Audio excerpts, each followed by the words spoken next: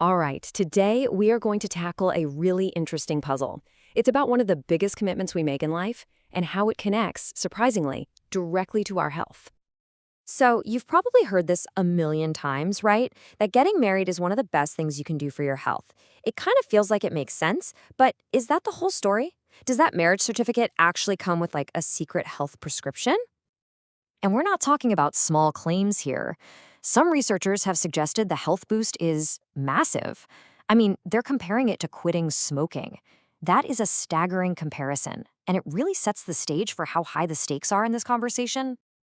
Okay, let's dive into this. We're going to start by looking at this really powerful, widely held idea that marriage protects our health, because this is the foundation that all the later, more complicated research is built on.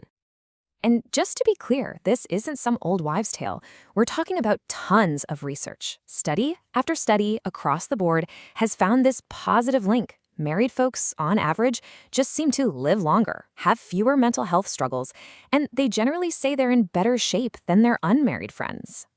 But, and this is a big but, this leads to that classic chicken or the egg problem for researchers. And honestly, it's the thing that complicates this entire picture. So this is the central mystery we've got to unpack. Is there something almost magical about the institution of marriage that actively improves your health? We call that the protection effect. Or is it just that healthier, happier, more stable people are, well, more likely to get married in the first place? That's the selection effect. So let's break these two ideas down. The protection argument says marriage itself gives you all these benefits, right? You've got a partner who nags you to go to the doctor, gives you emotional support, helps create financial stability, all good stuff. But the selection argument kind of suggests the game is rigged from the start, that the people who are already healthy and well-adjusted are simply the ones more likely to walk down that aisle. So to solve this, scientists had to get clever. They needed a way to isolate the marriage part of the equation. And a brilliant way to do that is to ask, hey, is the legal document the secret ingredient, or is just living together what really matters? And this is where a major international study gives us a huge clue.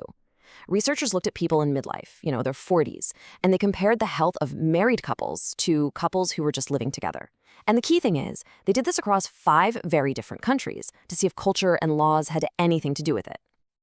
And this is where the plot really thickens, because that so-called marriage advantage, it didn't show up everywhere. The results were not the same across the board, which is a giant hint that something way more complex is going on here. Okay, so check this out. In the United States and the United Kingdom, the results were really striking. Married people reported being significantly healthier than people who were just living together. Now, at first glance, you'd think, okay, case closed. Marriage provides a special health benefit. But then look at this. In Australia, Germany, and Norway, that health advantage for married couples, it completely vanished. Poof, gone. People living together said they were just as healthy as their married friends. There was basically no difference at all. This difference, this is the key to the whole puzzle. It tells us the answer isn't about marriage itself. It's got to be about the context around it. I mean, why would married people seem healthier in the US and the UK, but not anywhere else? What gives? So let's get to the resolution. Let's see how all of this builds to the final answer. The researchers didn't stop there. They started peeling back the layers to find the real explanation. So what they did was they went back and re-ran their numbers for the US and the UK. But this time, they statistically controlled for other stuff, other life factors.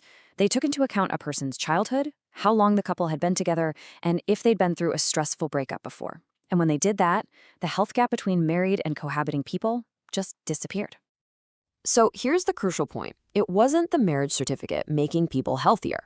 Turns out, in the US and UK, people who live together are, on average, more likely to have come from tougher childhoods, and that affects your long-term health. And the length of the relationship was a huge deal.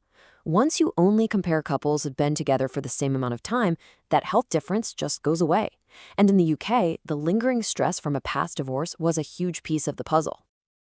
And that brings us to the big takeaway from this entire investigation. It's a fundamental shift in how we should think about the connection between our relationships and our health.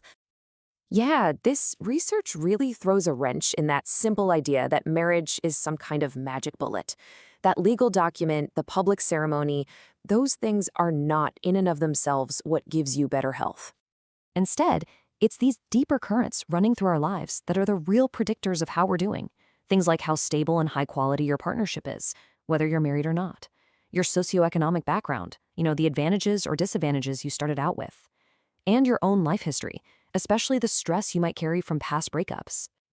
And all of this leads to a final and I think much more powerful question. Because if it's not about the piece of paper, then maybe our entire focus needs to shift. The evidence suggests we should stop asking, is marriage better, and start asking a much more useful question. What are the ingredients, the communication, the support, the shared goals that make any committed relationship a source of strength and well-being? The takeaway here isn't to rush to the altar. It's to focus on building a stable, supportive partnership, whatever its legal status happens to be. And that, it turns out, is the real puzzle worth solving.